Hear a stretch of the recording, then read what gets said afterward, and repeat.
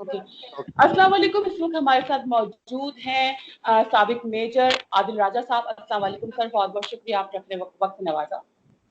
वालेकुम सलाम केवल, thank you for the invitation once again.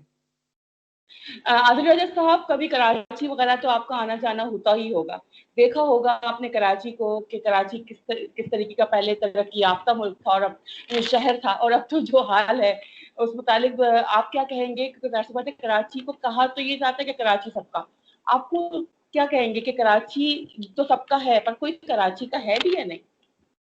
देखें, कराची जो है वो पाकिस्तान का 60% रेवेन्यू जनरेट करता है, और जी कराची तो होना एक फेडरल टेरिटरी होना चाहिए। और मेरे ख्याल में जो कराची के शहरियों की ये डिमांड है, ये बड़ी ही जस्टिफाइड डिमांड है कि कराची अगर फेडरल टेरिटरी हो तो किसी के पास एक्सक्यूज नहीं होगी कि कराची का जो है वो हालात जो आपके सामने ही है इस वक्त। मैं तो इस वक्त वीडियोस देख के हैरान परेशान रह गया। कहने को तो अभी अगर आप पूछें पीपीपी गवर्नमेंट से, जिनकी सिंध में गवर्नमेंट है, तो कहेंगे हमने कराची को वेनस बना दी है। लेकिन इस वेनस के बिल्कुल अंदर बना बंदे तो नहीं डूबते ना जी। देखें आप, यहाँ पे गाड़ियां डूब रही हैं, लोग डूब रहे हैं, और सरासर बदइंतजामी का हाल है वो देख के रोना आता है। और ये रोशनियों का शहर हुआ करता था, और यहाँ पे आपका जो मुल्क का जो मैक्सिमम रेवेन्यू जनरेट कर रहा है, जी तो सिर्फ इस नाते ही इसको फेडरल टेरिटरी बनाना चाहिए।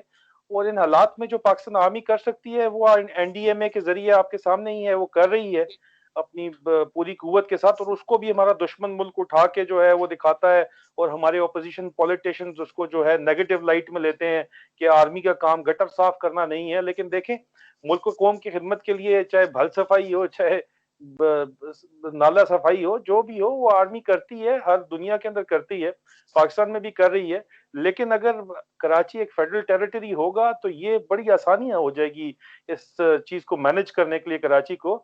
और सिटी स्टेट मैनेज करना, दुबई मॉडल आप देखें आपके सामने है, और सिटी स्टेट सिंगापुर मॉडल आप देखें, दुनिया में जहां भी जो सिटी स्टेट्स हैं उनको मैनेज करना बहुत आसान है जी। इसमें एक तो ये प्रॉब्लम है, दूसरा लोकल गवर्नमेंट का जो मॉडल है वो भी आपके सामने होना चाहिए। देखें, लोकल गवर्नमेंट जहां पे काम करती है, अभी लंदन के अंदर यहाँ पे आप देखें मेयर है, और मेयर पूरा का पूरा शहर चलाता है। जो जी गवर्नमेंट है उसका कोई ताल्लुक नहीं है जो है डे टू डे इंतजामात के साथ जी। तो इस वजह से ये बहुत जरूरी है जी, ये बहुत जरूरी है जी कि इसको या तो आप इसकी लोकल गवर्नमेंट मैनेजमेंट जो है वो ठीक करें, या इसको फेडरल टेरिटरी बनाएं, और एक एज अ सिटी गवर्नमेंट इसको अलहदा सूबा बनाने की भी मेरे ख्याल में जो तजवीज है वो भी एक मुनासिब तजवीज है बिल्कुल। जी। अच्छा, जैसे कि ये जो अभी कराची में जो ये बारिशों का सिस्टम है, ये चूँकि हिंदुस्तान से आया है, तो अब हिंदुस्तान की बात कर लेते हैं कि जैसे कि आपने कहा कि पाकिस्तान आर्मी माशाल्लाह बड़ा ज़बरदस्त रोल प्ले कर रही है कराची के हवाले से, और करना भी चाहिए।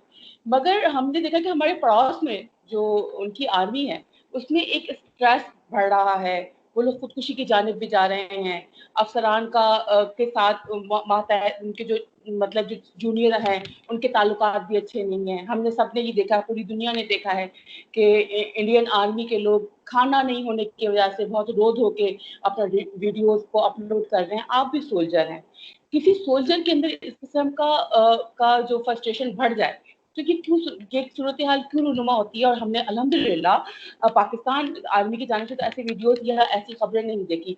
क्या वजह हो सकती है? हिंदुस्तान आर्मी क्यों खुदकुशी की जानिब जा रही है? उनका क्यों नहीं अपने अफसरान के साथ एक मातहत का ताल्लुक अच्छा है? क्यों वो इस किस्म के वीडियोस को अपलोड करते हैं कि उन्हें खाना नहीं मिल रहा है? देखिए कंवल, ये जो सुसाइड और फ्रैक्टिसाइड का एक ट्रेंड है इंडियन आर्मी के अंदर, उसके अंदर ये इंडिया की अपनी रिपोर्ट है, जनरल सामेराम इंडियन आर्मी के, उन्होंने इसके ऊपर बड़ी डिटेल्ड एक स्टडी प्रेजेंट की। हर तीसरे दिन एक इंडियन इंडियन आर्मी का फौजी या खुदकुशी करके अपने आप को टांग लेता है, या अपने किसी कुलीग को मार देता है, या अपने ऑफिसर को मार देता है फ्रैक्टिसाइड में। तो every third day Indian Army, Indian Armed Forces, which include the civil armed forces, they ji are civil armed forces में mind you 40% जो है उसमें औरतें हैं, वुमन है, वो लोग खुदकुशी कर रही हैं। उनके अंदर रेप केसेस भी बड़े आम हैं। उनकी जो जो उनकी वुमन फोर्स है, जो फीमेल मैन पावर है उनकी सिविल आर्म फोर्सेस में, और आपने वीडियोस देखे उनके, हर दूसरे दिन वो बना देते थे कि हमें राशन नहीं मिल रहा, खाने को कुछ नहीं मिल रहा। और उसका हल इंडियन आर्मी ने क्या निकाला कि उन्होंने جناب ویڈیوز بین کر دی اور انہوں نے اپنی تمام یونٹس کو بتایا کہ اگر کسی یونٹ کی ویڈیو جانے یا انجانے میں پبلک ہو گئی تو اس یونٹ کو کسی قسم کا آنر اینڈ ایوارڈ نہیں دیا جائے گا اور کسی قسم کی یونائٹڈ نیشن کی ڈپلائمنٹ نہیں دی جائے گی. ابھی بجائے اس کے کہ مسئلے کو حل کرتے انہوں نے مزید پنشمنٹس اس کے اوپر سخت کر دی. اور اس کے اوپر جنرل سمے رام کی جو رپورٹ ہے, جو انڈین آرمی کا اپنا کہنا ہے, وہ یہ ہے کہ انہوں نے کہا کہ جی ہماری اندر سیگریگیشن بہت زیادہ ہے اور لیڈرشپ کا مسئلہ ہے. اور یہ دنیا پوری ریکگنائز کرتی ہے اس چیز کو کہ لیڈرشپ کرائسس جو ہے انڈین آرمی کے اندر وہ it is getting out of control. ایک تو وہاں پہ جو ہے پاکستان میں آپ دیکھیں ہر کوئی فوج میں ایک اس کو قابل احترام پیشہ سمجھتا ہے, ہر کوئی فوج میں جانے کی خواہش رکھتا ہے. انڈیا میں فوج میں جانا ایک لاسٹ پریورٹی ہے. چلے جنریشن ٹو جنریشن سولجرز کی تو اور بات ہے, وہ تو چلے جاتے ہیں, لیکن انڈیا میں آرمی کے اندر جانا, آرمڈ سروسز کے اندر جانا کسی قسم کی کوئی پریورٹی کیریئر چوائس نہیں ہے. تو یہ چیز بھی آپ کو دیکھنی چاہیے. اور لیڈرشپ کرائسس ایک بہت بڑا انڈین آرمی کے اندر موجود ہے اور it's a failure of leadership کہ ہر تیسرے دن آپ کا ایک فوجی سوسائڈ کر لیتا ہے, خود اپنے آپ کو ٹانگ لیتا ہے, یا پھر جو ہے وہ اپنے کسی ساتھی کو مار دیتا ہے. اور اس کا ڈائریکٹ تعلق جو ہے وہ ان کی جو بربریت ہے ایز اے کولونائزیشن فورس جو انڈین آرمی کو استعمال کیا جا رہا ہے کشمیر میں اور نارتھ ایسٹ اسٹیٹس کے اندر. دیکھیں 8 سیپریٹسٹ موومنٹس چل رہی ہیں انڈیا کے اندر اس وقت, جس میں کشمیر سب سے بڑی ہے. آپ صرف کشمیر کے بارے میں سنتے ہیں, کیوں؟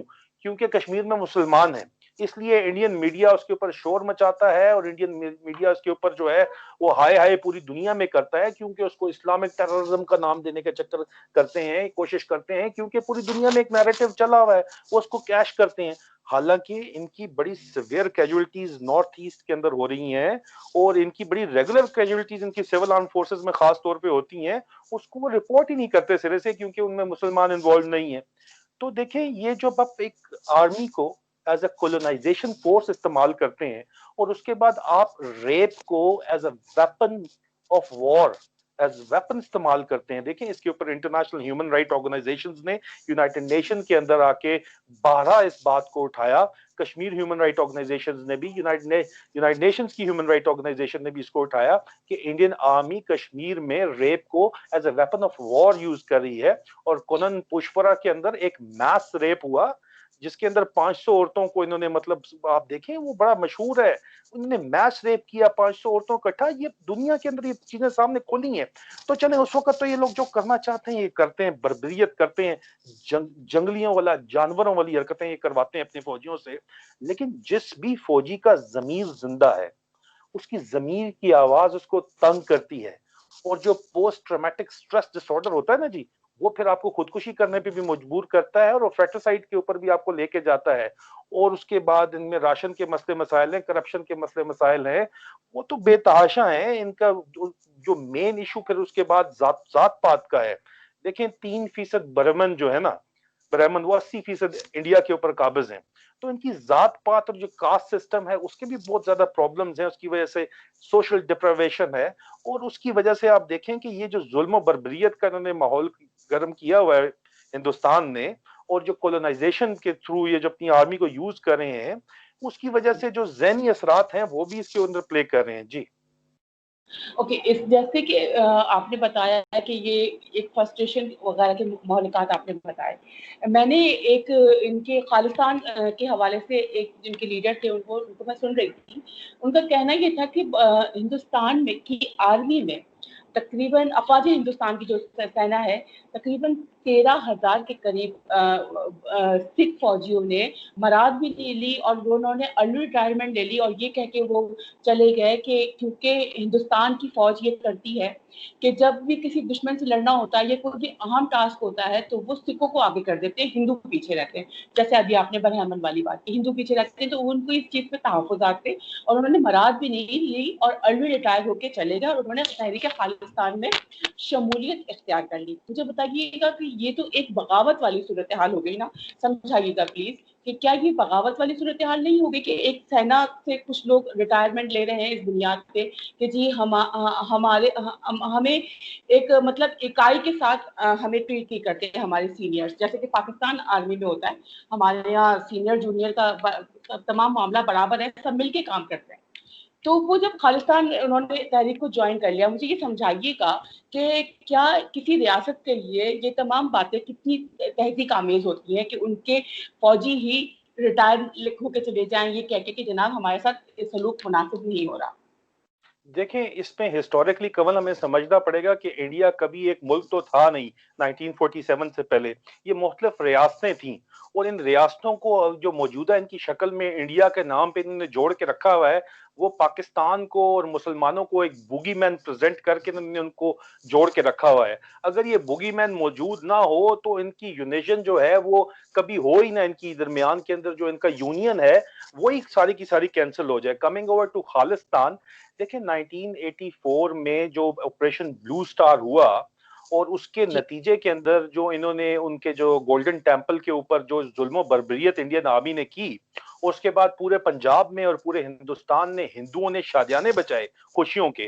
حالانکہ آپریشن بلو سٹار میں انہوں نے گولڈن ٹیمپل کے اندر ان کے لوگوں کو قتل کر کے ان کو باقاعدہ ان کی ڈیڈ باڈیز کو گھسیٹ کے ان کے ساتھ پوز کیا، اور اس ڈسٹرکشن کو وہ ان کے ایک فوجی نے درمیان میں جو تصویریں کھنچوائیں جو وائرل ہو گئیں، بعد میں وہ لیک آؤٹ ہو گئیں اور وہ آج دن تک ہانٹ کرتی ہیں جو سو کالڈ انڈین سیکولرزم ہے اس کو.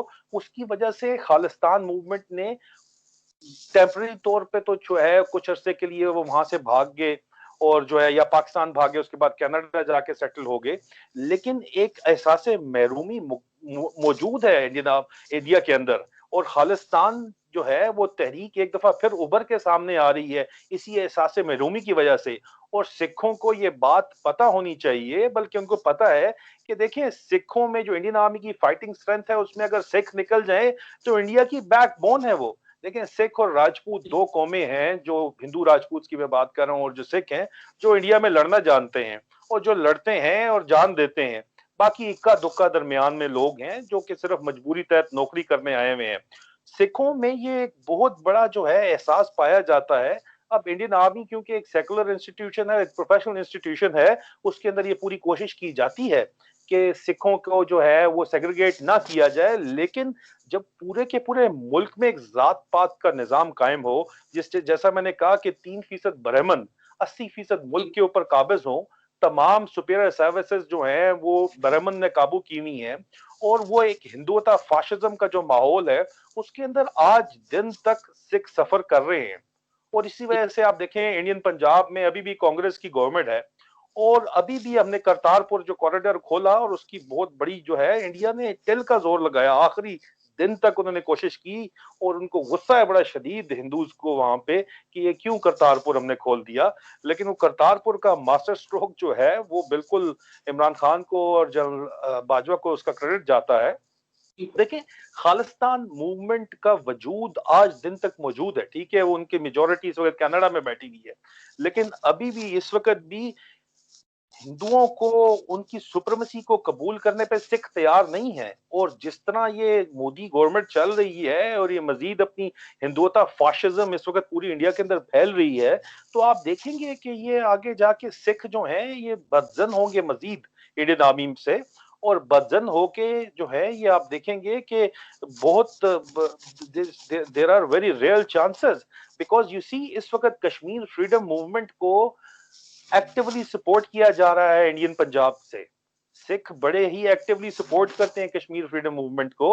اور جس وقت یہ آپریشن بلو سٹار ہوا تو جو خالصتان موومنٹ کی جو ملٹ آرمڈ ریزسٹنس تھی یہ کشمیر جا کے چھپے تھے. اسی طرح کشمیر میں جس وقت ابھی انڈیا جو ہے وہ آج کل آپ کو پتہ ہے آرٹیکل 370 ختم کرنے کے بعد سے انہوں نے جو ہے وہ تحریک آزادی کے اوپر بڑا ہی کریک ڈاؤن کیا ہوا سخت قسم کا، تو ان کو جو انڈیا کے اندر اس وقت سپورٹ فراہم کرتے ہیں وہ انڈین پنجاب میں فراہم کی جاتی ہے. یہ انہوں نے انڈر گراؤنڈ ہونا ہوتا ہے تو وہاں جاتے ہیں.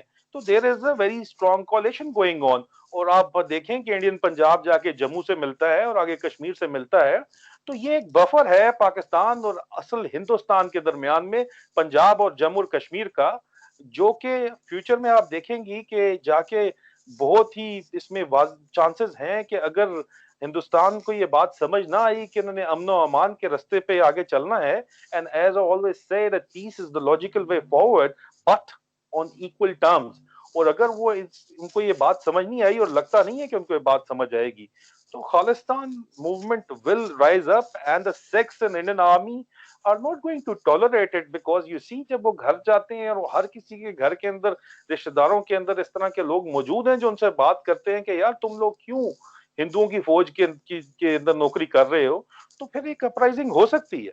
لیکن that is again a social discontent and that is again a problem which is contributing in the highest rate of suicide and fratricide in the Indian army, which is killing a soldier every third day. And mind you that Home Ministry of India کا data کہتا ہے کہ Indian army is losing more men due to suicide and fratricide instead of combat. کامبٹ پہ جو ہے نا جنگ میں ان کے لوگ کم مر رہے ہیں, زیادہ سیوسائڈ اور آپس میں ایک دوسرے کو مار رہے ہیں. یہ تو حالات ہوئے ہیں ان کی فوج کے. جی بالکل.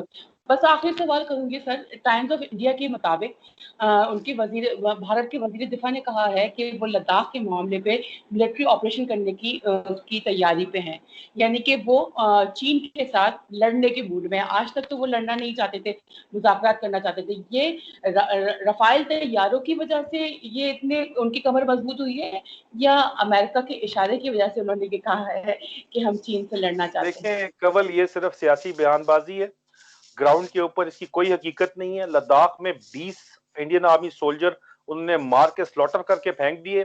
یہ صرف باتیں کرنے کے شعر ہیں, اور یہ ان کی باتیں کرنے کی وجہ سے ہی وہاں پہ لداخ میں گلوان ویلی میں آ کے بیٹھے ہیں. گلوان ویلی میں وہ چائنا نے کلیئر کٹ کہہ دیا کہ ہم پیچھے یہاں سے نہیں جائیں گے, کیونکہ انہوں نے انڈین آرمی کا مین سپلائی روٹ بلاک کر دیا ہے. سیاچن کا مین سپلائی روٹ گلوان سے بلاک ہے, اور گلوان میں انہوں نے پرماننٹ ڈیفنسز اپنے بنائے ہیں. 1 انچ وہ پیچھے نہیں جا رہے, اور یہ کہتے ہیں ہماری زمین میں گھس کے بیٹھے ہوئے, تو وہ وہاں بیٹھے رہیں گے. جہاں تک یہ باتیں ہیں رسپونڈ کرنے کی, یہ صرف ان کی بڑکیں ہیں, ان میں کیپیبلٹی نہیں ہے رسپونڈ کرنے کی. یہ 4 رفائل ہو جائیں, 36 رفائل ہو جائیں, یہ کیا کر دیں گے؟ یہاں پہ صرف چائنا اکیلا نہیں ہے, China Pakistan interoperability is at play here against India. So that is what has to be considered. It is not a two-front war now. دیکھیں چائنیز کے سیکورٹی سٹیکس انوالو ہیں پاکستان میں, اور پاکستان کے سیکورٹی سٹیکس انوالو ہیں China میں. تو کس نے سنگل ہینڈڈلی نہ پاکستان سے لڑیں گے تو ادھر سے چائنا آئے گا, اور اگر چائنا سے لڑیں گے تو ادھر سے پاکستان آئے گا. The interoperability of China and Pakistan is very comprehensive right now at each and every level, and the Indians know it. تو اس طرح کے بیان صرف آپ ایک کان سے سن کے دوسرے سے نکال دیا کریں. یہ صرف ان کی جو ہے نا وہ بوسٹفل جو ان کی جو پولیٹیکل سٹیٹمنٹس ہیں, it really doesn't make any difference. یہ کچھ کرن جوگے ہوتے تو کر چکے ہوتے ابھی تک. یہ they are simply not capable, ان کی کیپیبلٹی ہی نہیں ہے لڑنے کی. جی thank you so much major صاحب, آپ نے اپنے قیمتی وقت سے نوازا. اللہ حافظ. Thank you.